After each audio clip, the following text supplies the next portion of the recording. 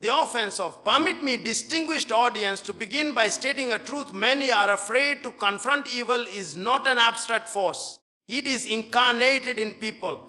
It sits in boardrooms, walks in political corridors, speaks from pulpits, and even whispers in friendships that must silence betrayal. Evil, my friends, is not always the murder in the shadows. It is often the smiling face that shakes your hand while plotting your downfall. Now, in this age of intellectual enlightenment, we have grown suspicious of spiritual language. Many have become too sophisticated to believe in such terms as evil people. They say, no one is truly evil. Not become the offense of only misunderstood, but tell that to the child sold into slavery. Tell that to the widow robbed of her land. Tell that to the man imprisoned for a crime he never committed because someone somewhere in a suit and with a smile manipulated the system. There is a wickedness that goes beyond human error. It is deliberate, calculated, and spiritual in nature. Become the offense of what we often fail to realize is that this battle is not fought in visible realms alone. The Apostle Paul was not engaging in poetic rhetoric when he said, we wrestle not against flesh and blood, but against principalities. Come the offense of against powers, against the rulers of darkness of this world. That was not metaphor, it was intelligence brief. A divine warning that behind the words and actions of certain individuals is a spiritual agenda designed to corrupt, manipulate, and destroy. And yet, amid this darkness, there is a comforting paradox. Evil exists, but it does not prevail. The offense of the presence of evil does not mean the absence of divine power. In fact, it is precisely because evil is real that God's protection becomes so necessary, so powerful, and so evident. If there were no traps, we would have no need for divine guidance. If there were no liars, we would not need the spirit of truth. But because evil walks, we must learn to walk with God, not casually, but consciously, not occasionally, but consistently. You see, the offense of what the wicked do not understand is this: there is a line they cannot cross. They may plot, but they cannot prosper without divine permission. Become the offense of, they may accuse, but they cannot define you unless heaven agrees. God's protection is not always visible, but it is always present. Offense of, while evil people are busy setting snares, heaven is issuing counter orders. While your enemies gather in dark rooms to discuss your downfall, the offense of, the angels of the Lord are encamping around you. You are not as vulnerable as you think. Come the offense of, we are told in scripture that no weapon formed against you shall prosper. But understand that this is not a promise of comfort.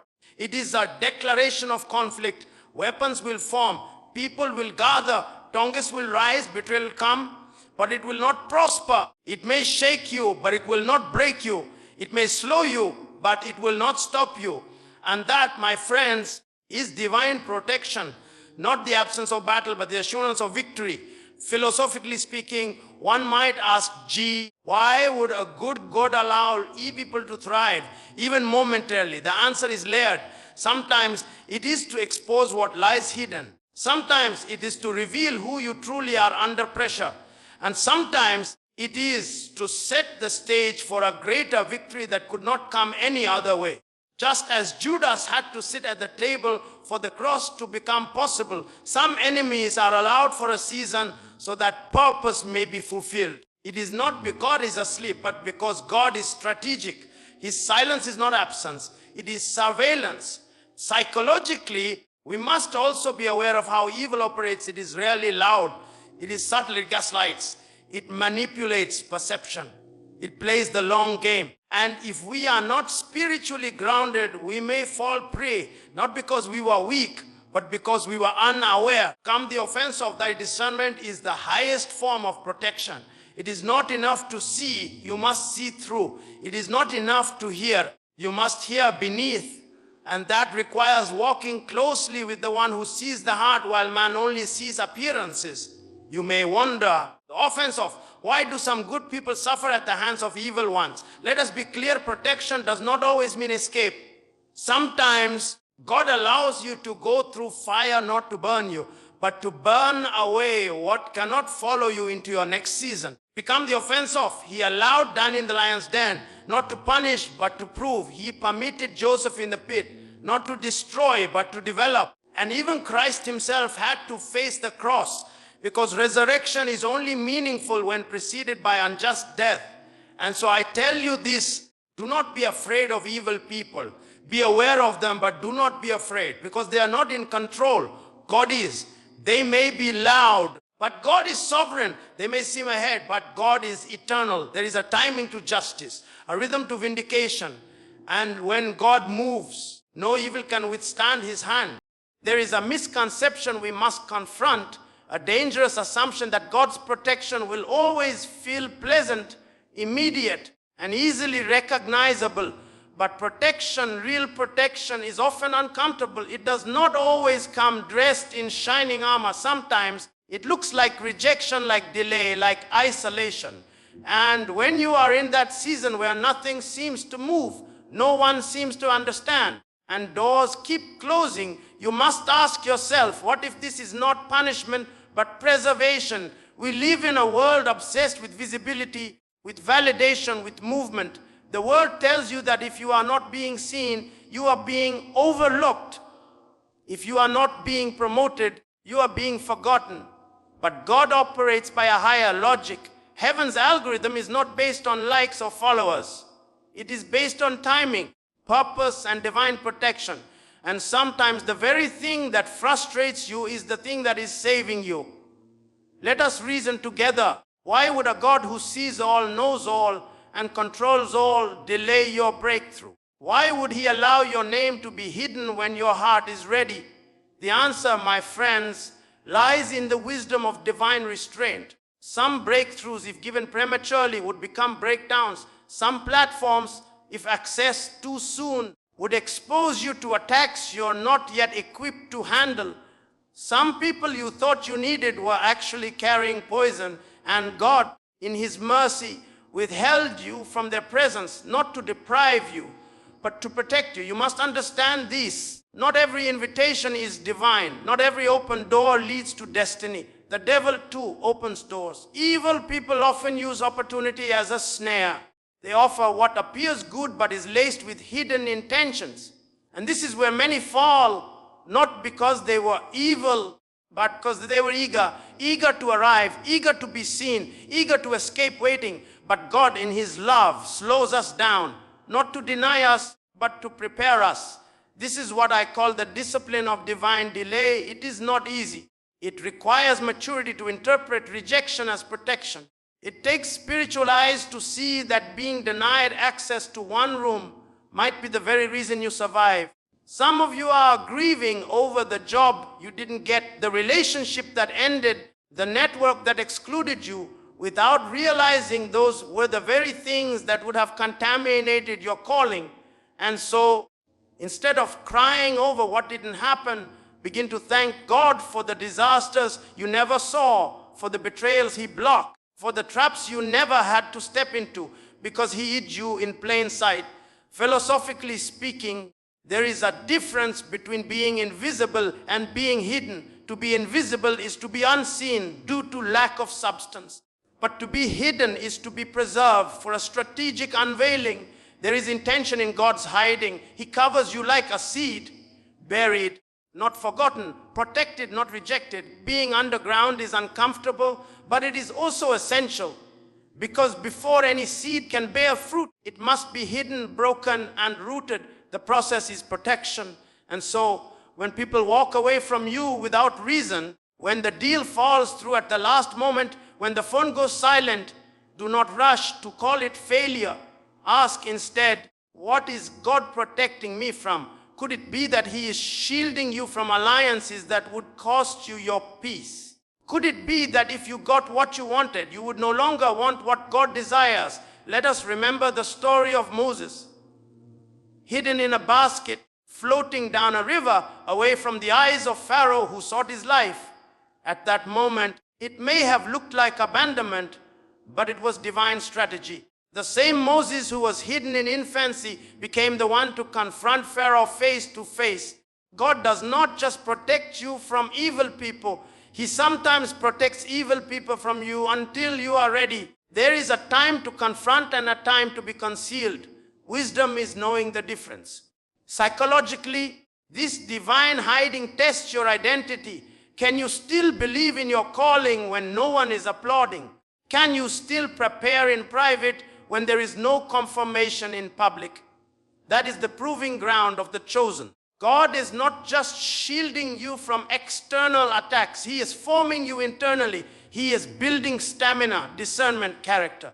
Because when you finally do step into the light, you must not only shine, you must endure. And let me be clear, the people God protects you from are not always obvious enemies. Sometimes they are familiar. Sometimes they are charming. Sometimes they mean well but carry wounded spirits that can infect your assignment.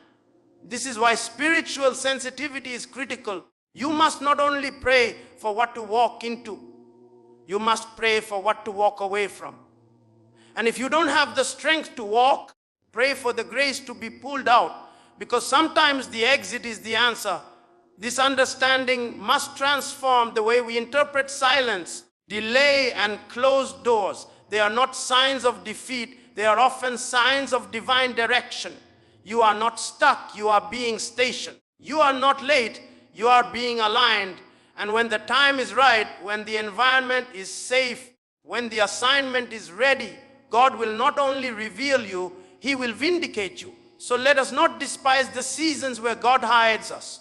For it is in the shadows that warriors are trained. It is in obscurity that integrity is forged. It is in silence that faith becomes unshakable. When God hides you, it is never random. It is surgical. He hides you to heal you. He hides you to train you. He hides you to protect you, not just from the evil you see, but the kind you never even knew was coming.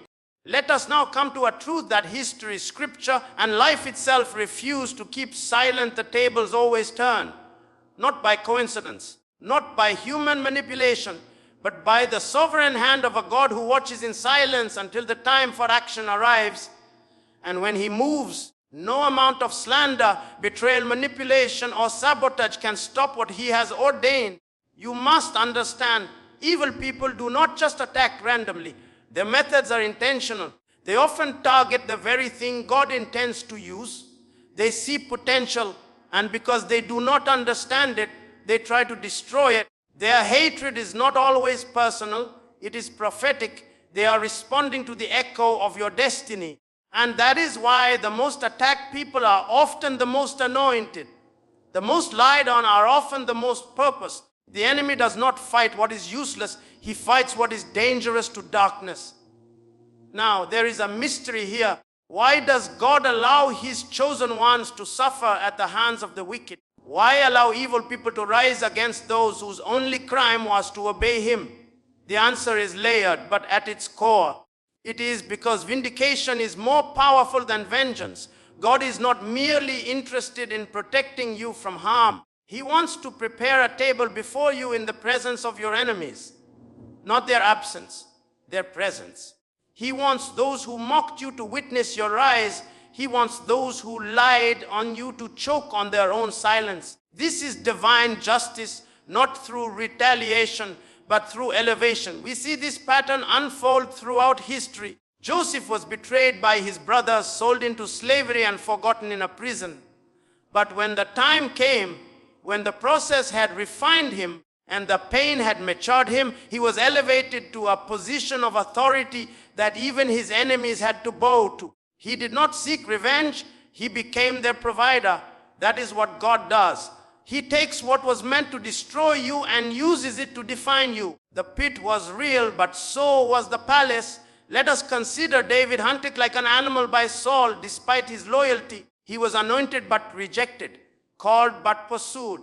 But when the dust settled, Saul fell on his own sword, and David ascended not by manipulation but by divine orchestration. The one who was hiding in caves became the one crowned in the capital. The throne that was denied became the throne that was delivered. Evil tried to eliminate him, but God elevated him. And there is Esther, the orphan girl, the outsider, the one who had every reason to live quietly, to fade into obscurity. But God placed her in a palace, not for comfort, but for confrontation. And when evil plotted through Haman to destroy her people, God reversed the entire scheme. Haman built gallows for Mordecai only to be hung on them himself. The very weapon he built became his own undoing. And that is a truth evil people never learn. When you dig a pit for the righteous, you often fall into it yourself. There is a principle at work here, both psychological and spiritual. Evil consumes itself. It carries within it the seeds of its own destruction. Because it is rooted in pride, in arrogance, in manipulation. It cannot sustain itself. What begins as power soon turns to paranoia. What begins as dominance ends in collapse. God allows the wicked to rise only long enough to expose them. And while they are building their platform of deceit, he is preparing his servant in silence. One collapses, the other ascends. Psychologically, this process is deeply formative. When you have been attacked, misrepresented, undermined, when you have walked through seasons where the people closest to you became your greatest wounds, it does something to your soul. It humbles you. It refines your motives. It teaches you how to stand with integrity when you finally arrive at the place they said you'd never reach. And that is why God waits. He waits until your heart is clean enough not to seek revenge. He waits until your character is strong enough to carry the weight of what's coming. And then he lifts you. But make no mistake, when God lifts, he does not ask permission. He does not consult your enemies. He does not wait for consensus. When heaven opens a door, no boardroom, no whisper campaign, no secret plot can keep it shut. When it is your season, the very people who tried to bury you will have to watch you bloom. Not because you forced it, not because you skimmed your way through, but because God is just and his justice is complete. And here is the deeper truth. You don't rise in spite of evil people. You rise because of them. What they meant for harm becomes the very tool God uses to train you, to focus you, to prepare you. Their betrayal forces you to lean on God. Their rejection makes room for divine connection. Their sabotage awakens a fire in you that comfort never could. The stone they rejected becomes the cornerstone. So I urge you, do not waste your energy chasing revenge. Let them talk, let them scheme, let them plot. While they are digging pits, you stay in position. While they are spreading rumors, you keep your hands clean. Because when the tables turn, and they will, you won't need to announce it. God will do it in such a way that even your silence will be loud. Even your peace will be a prophecy. And when that moment comes, do not boast, bless. Do not gloat, govern. For the final proof that evil did not win is not merely that you survived. It's that you were transformed. That you are not bitter, but better. Not vengeful, but victorious. That is the highest form of elevation. When you no longer need them to lose for you to win.